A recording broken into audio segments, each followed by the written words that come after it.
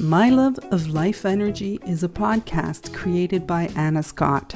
Anna knows that every human being sees life uniquely. In this podcast, she will talk to people and learn from them. These conversations are to shine the brilliance of each human being she speaks to. Join her.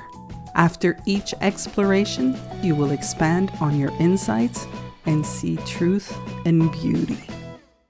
Good morning, good afternoon, and welcome to my podcast, My Love of Life Energy. And today I have Summer Maccool with me. Welcome, Summer. Thank you. Summer has made a massive shift in her career, and I'm inviting her on for two for one. One is to understand what she's offering, because I believe what she's offering is profound and it's what's needed in today's world. And then two, to show how simple somebody can make a career change. So thank you, Summer. And it's a joy to be with you.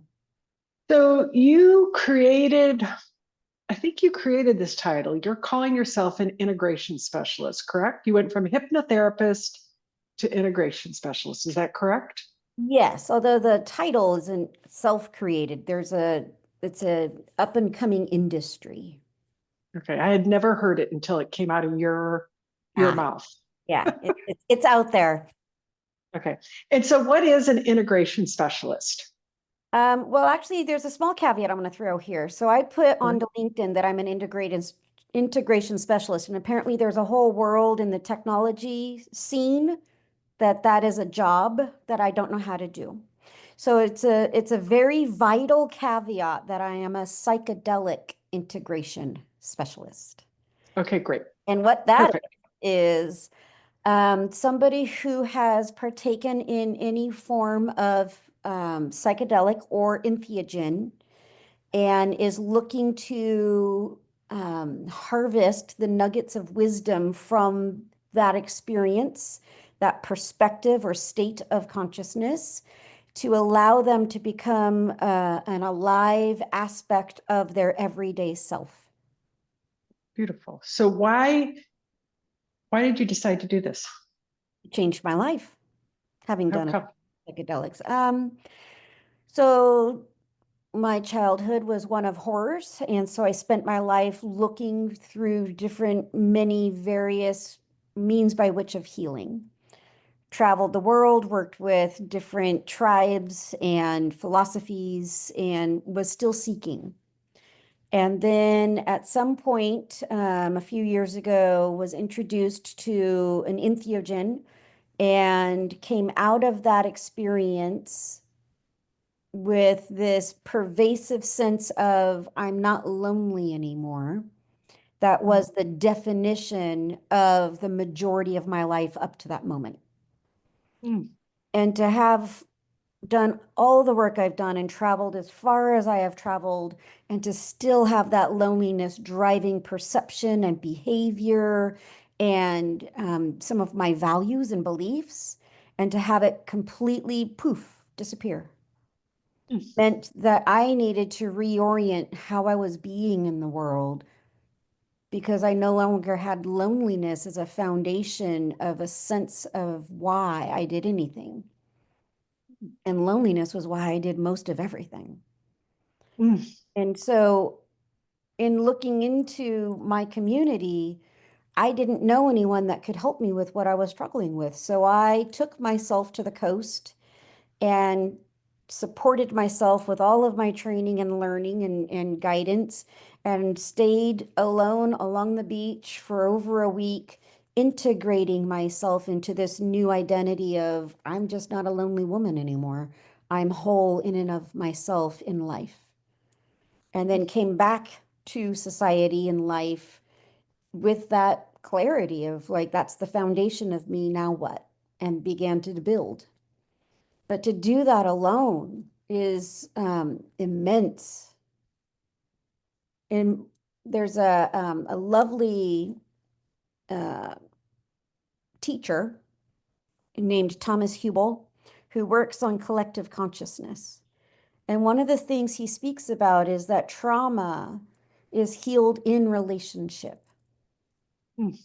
And so to have to go to the ocean to find my relationship for healing, I feel like maybe it was incomplete and insufficient had I had another human to be with that had enough vast capacity of compassion and understanding to allow for all the myriads of variables and oddities of human consciousness to exist in front of them and make it not wrong. So that's what I bring to my clients is this capacity to be with you with all that you come with and have it be okay. Mm. And then help you find new ways to hold it for yourself. Mm. So that's the power of integration and why is in a single experience, I went from living life one way and to living life a different way. And so what happens when people, I mean, having done a bunch of medicine and not being integrated, I have my own experience, but what have you found when people have these profound experiences on medicine and they don't do integration? That it has an impact in their life, nonetheless. And yet there's this sense of like compartmentalization. Well, in this facet, like at my job, I don't talk about that and I don't bring those pieces of me to the table. And so there's this broken sense of being that becomes like they're not living authentically. Or, yeah, there's this thing that happened and I don't know what to do with it. So it just kind of sits there in my consciousness, waiting for me to know what to do with it. And I don't know what to do with it. Or it was a really hard journey and I'm still unsettled. Or I saw something and I don't know what it means, but it's important. And I don't know how to be with it to get it out of that. It's too big for me. So go It ahead. seems to me like you know, having medicine, because medicine is so powerful, but it's like a fruit tree that has all this fruit on it, but you don't pick it. You don't bear all the fruit that's possible on it. Beautiful metaphor. Is that, and with the integration, what you're doing is being able to bear the fruit out of this experience and harvest it so that you can enjoy it in your life. Yeah. Yeah. But it's also not even just like, oh, I get to pick the fruit and eat it. It's that I get to share the bounty of the fruit with others. Yeah. Yeah. Like your life and everybody else's life around you benefits Yes. more from the experience by going through integration is what I'm hearing. Correct. Is Yeah. that There's such a, in our culture, there's such a desire for everything to make sense. I And don't know anything about that. yeah, so, but this is a way of helping to take that state and give it in that level of context of making sense. It gives it just a little bit more of sense making than what without integration can do is it's over there and it's this other thing versus it's a part of me because I was the one that was alive inside of that Mm. as it was happening. It almost seems like what I'm hearing, and I don't know if this is true, is that you're taking the experience that somebody has and having them see it and validate it and know that it's true for them and that they can trust it and live with it in their life Yes. and ground it. Why that's important. I mean, I get that going on a trip or a journey is in and of itself worth the time spent. But because of the way in which I approach medicine with such reverence for their capacity, that I don't have a frivolousness about integration. And the it doesn't mean I'm trying to be too serious, that everything's very serious and important, but it's a level of reverence that life is evolving itself through us as life. And it's an honoring of all that is along the way. Because we are everything, which means that we're utterly horrible and terrible people because we do have that capacity in us. We're also completely, astoundingly beautiful and amazingly compassionate and rich and creative. We're all of it. And so, what I have found medicine to do is to help illuminate the essence of that within us so we can have choice. And what I have seen is those that do medicine without integration is they get the illumination, but they don't really get that element of a sense of choice, that empowerment that comes from choice. Whereas those who do integration walk away with a great sense of authentic, internalized authority, power of choice based on heartfelt intentions. That's beautiful. It's an honor.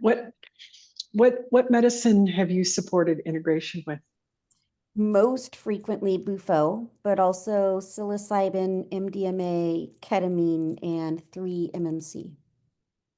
And do you see any difference in the medicine for integration? Is there a difference in it? There's small variations, mostly because of what the medicine brings to the table and helps the person experience and process and how it affects them. But the point of integration and being in relational humility with another person, those are all unconditional love. I can feel it as you talk. Hmm. I mean, it's almost like the words are redundant from the energy that you're speaking from. Well, they're helpful. So you were a, what do you call it? A hypnotherapist and had other trainings. And I'm curious, I don't think you threw the baby out with the bathwater in this for the integration. And I'm wondering how what you've studied and how it supports you on this new endeavor and what you've seen. So on the surface side of things, given today's modern day society of learning styles, I will say that the hypnotherapy and the Incan tradition of shamanic training up here in Northern America, Reiki training, energy training, and then even the psychedelic training, which is almost like a psychological, somatic-based approach. All of those have been significant in giving me a way to talk about the work that or how I do the work I do, as well as beautiful tools to do beautiful work. But I would honestly say that the foundation of what I bring to the table is that I was married to a Native American medicine man for 13 years in my young 20s and half my 30s. And the work I did alongside him is the foundation and the essence of my learning. And that is what I bring to the table that makes what I offer different from other people that I've trained alongside in those other modalities since. And the power of that is probably most profound by having the time spent learning how to pour water in a sweat lodge. Because the essence of that work is learning how to feel the essence of another person in a state of either ecstasy or anguish while being in complete darkness and knowing how they're doing enough to know whether or not you pour more water or you open the door. And so that training is not something that is done through a book or a technique. It's a different orientation of listening that is not of the 5 human senses. I mean, I use the term listening as if my ears are engaged, but there are times inside the lodge when a person is at their edge, they're not speaking and they're hardly even breathing. So there's not a lot of noise. that's coming from that state of that person. And yet to know if they get to the edge of themselves, if they're going to jump or if they're going to step back from the edge, that's when you know, do you pour water or do you open the door? And to make the wrong choice is where you learn. And so I can feel your reference. I made the wrong choice enough to know now how to hear that nuance internally. So when I be with somebody and they're at the edge of themselves, it's not wrong or right to jump or step away from the edge of themselves. Both are valid and true and necessary. But to be there alongside them in that experience, honoring and validating whatever experience it is for them, that's my work. That's my service. What's the power of that when you're with somebody? I can feel it. What I feel is that the power of what you just said of being there with them in that choice. And what is the power for somebody when you stand with them in that choice?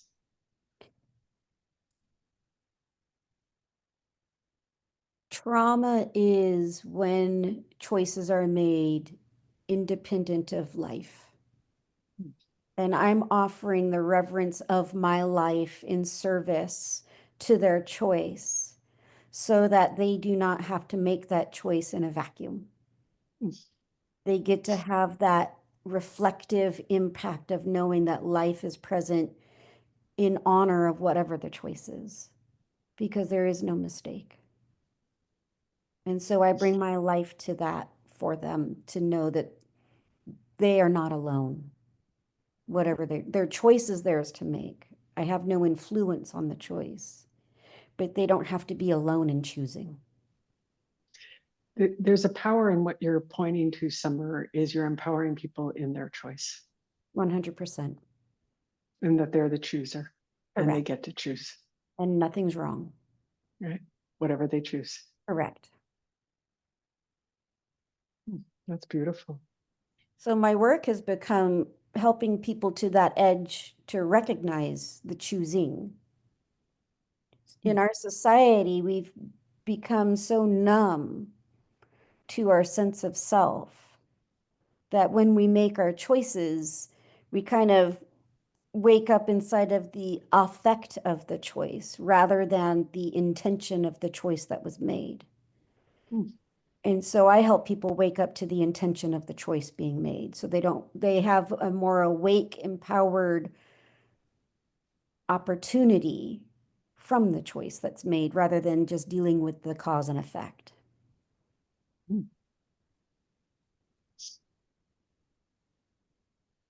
I'm trying to find the words right now, because what you're pointing to is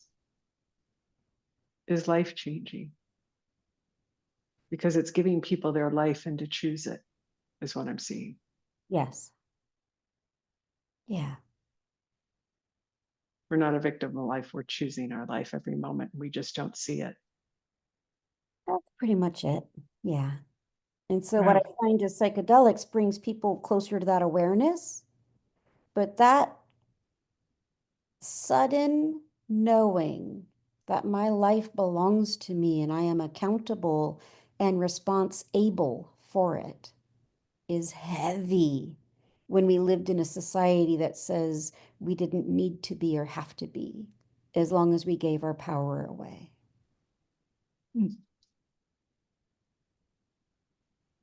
So why would people not want to do integration? What have you seen? Well, they have to face themselves. And when we don't want to see the choices that we've made and then own the effect of those, looking at it it's humbling what we've done with our lives and our sense of self and our choices and our overriding. We've been trained very well to do this, so it's innocent because we're all such good students of society and life and each other. And then to begin to break away from that creates such disappointment and confusion. It's a difficult process. But because it's difficult, it's not for the faint of heart. What is the success you've seen when somebody has done medicine and then they've done the integration? Do you have a success story? Sure. A gentleman struggling with a circumstance after ceremony had such clarity about the circumstance and the choice and his value and innate worth completely changed how he held the circumstance, which then allowed him to move forward in the relationships through the circumstance of reverence for the growth and the healing that came from that. And then another one is a middle-aged woman who was really focused and intentional about some wrongs that were done when she was younger, and efforting and distracted and consumed by the implications and the meanings of all of that, what it was. And after a ceremony and through integration, recognized that it wasn't the definition of who she was, and it was irrelevant to what she was doing at this time in her life. And it's not anything she could do anything about because it's historical information. It's not even relevant to today. And so she's moved on into thriving and becoming this really dynamic, engaged mother, wife, as well as businesswoman. And so really contributing to society in a way that brings such a heart-centered, creative magnitude to her presence. It feels like what it feels like is like somebody has been, I just have this image of somebody like a small little, like a round circle. And after medicine integration, they kind of grow into their bodies and become full in their bodies. You kind of like just described like a budding flower, and it finally opened, and so the bees can be nourished, and the scent of the air around them is lovely. People can enjoy them, and Yeah. That's beautiful. Is there anything else you want people to know about your integration services?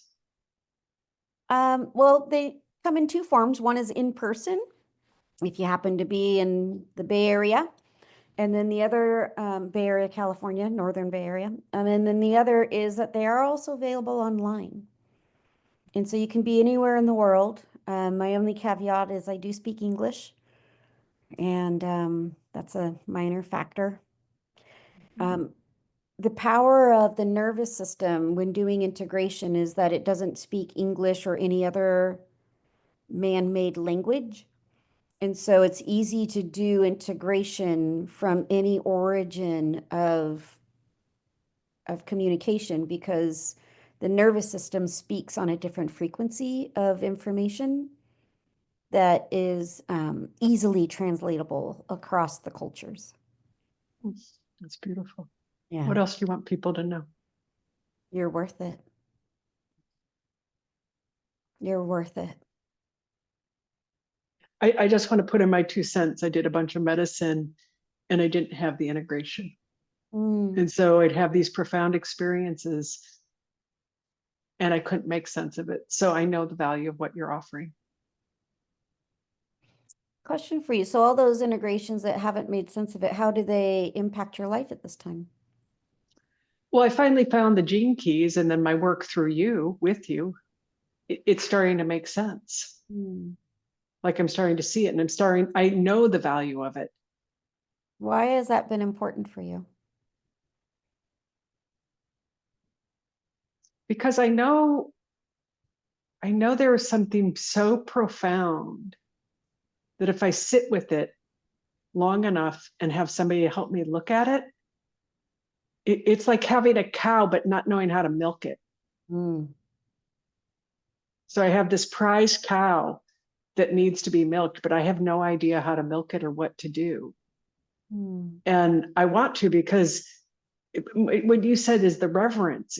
It's almost like I'm wasting it if I don't, like this plant and this animal gave its life to me. Mm. That's the thing, in the bufo is what I've done, or the psilocybin. That plant gave its life to me, and I want to revere it by getting the most from it and honoring it by making something of it. It's kind of like having food in the refrigerator and throwing it away. Yeah. So Yeah. I really believe in what you do. Thank you. Summer, where do people find you? SummerMaccool.com. There you go. It'll be all on the listing. And do you offer any kind of consultation or first, or how do people work with you? Yeah. So there's a free phone call anytime. It's pretty much just to kind of get a sense of if what you have is worth your time to be with. And then if you even think I'm a good fit for you, or even if I think I have what it takes to be of service to you. So it's really just a discovery of what's possible. And it's free. Great. Yeah. Great. Well, thank you. So Thank much love. Oh, it's an honor. Thank you.